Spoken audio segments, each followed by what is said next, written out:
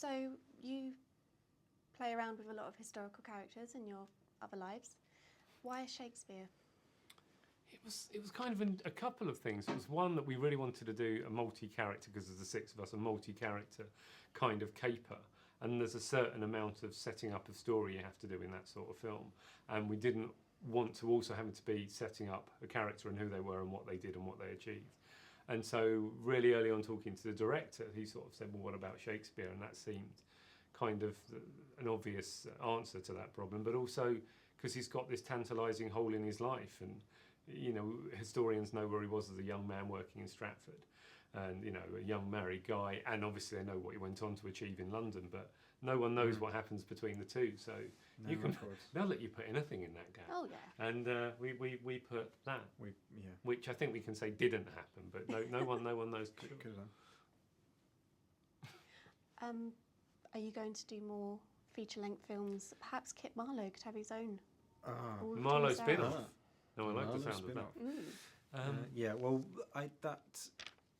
yes, we'd love to, is the answer to that. I mean, I think there's something very joyous about playing around in history. I mean, we discovered that early on, but doing the feature-length versions, it is really good fun.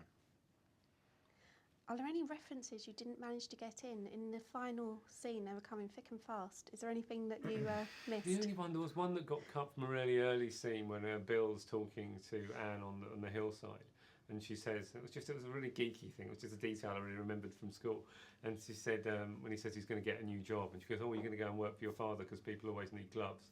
And I love the little reference to the fact that his dad was at one point a glove maker, and just, yeah, little kind of rich little nuggets of history. I think there's plenty in the film.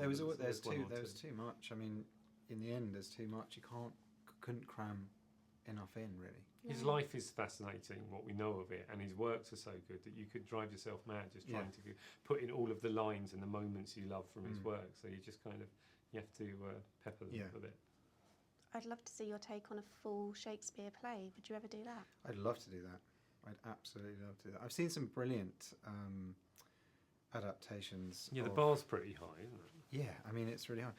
But the lovely thing is about Shakespeare is that you can get a company of actors together, and you could. I mean, I'd love to tackle one of the comedies with you guys. Yeah, do a Merry Wives. You can't. Well, yes. Yes. Yeah, I'd love to. What would you like to do? Which play? That's a good question. I think I do like Much Ado. Yeah, I think it's Much a Ado great would be play. good. It's so much fun. It's so sort of. And it's farcical. It's perfect. It's farcical. It's misunderstandings. It's highs and lows. Yeah. Solid love stories. I think that would be good. I'd like to do a Merry Wives as well, because Falstaff is just such a. I was hoping that one day you would give us your Hamlet. I think you might have to keep hoping on that one. For the love of Shakespeare, I will not do Hamlet. Hamlet from a pie. All right, good. in done. At least. Just a quick question from our international readers. Is there any plans to release Bill abroad? Well, I think when you're sort of trying to get distribution and get all that underway, I think it's quite hard to gauge. And we do have an international sales agent who's working on it, but it's sort of some. There's some which it's really hard to know. Some countries it's happening in, and others which I imagine we'll just wait until the film's out and see where we go. I think.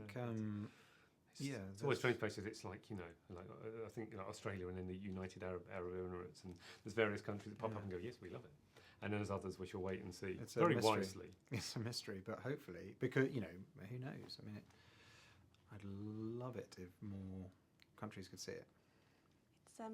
It's a very British sense of humour. It sort of harks back to the whole Monty Python thing, but I can see it going wide. What's your favourite Shakespeare joke, if you have one? Ooh.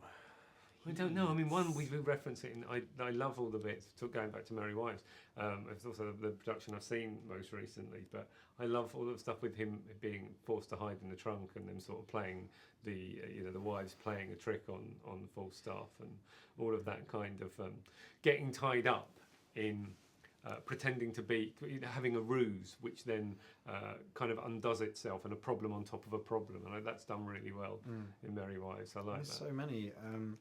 I saw the production, the Lenny Henry production of A Comedy of Errors, and not only was he just fantastic in that, but when you get the sort of servants and masters confusion, I just love all that. That goes right the way back to the very sort of origins of misunderstanding, comic misunderstanding.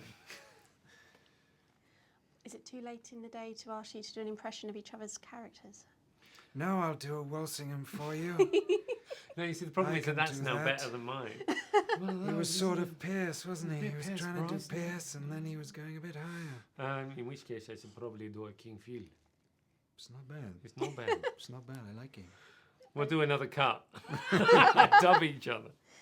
Okay, I think that's all the time I've got. So thank you very much Thank you. for answering my Thank silly you. questions. No, That's that's all right. absolutely fine. And congratulations. Thank Thank very much. you.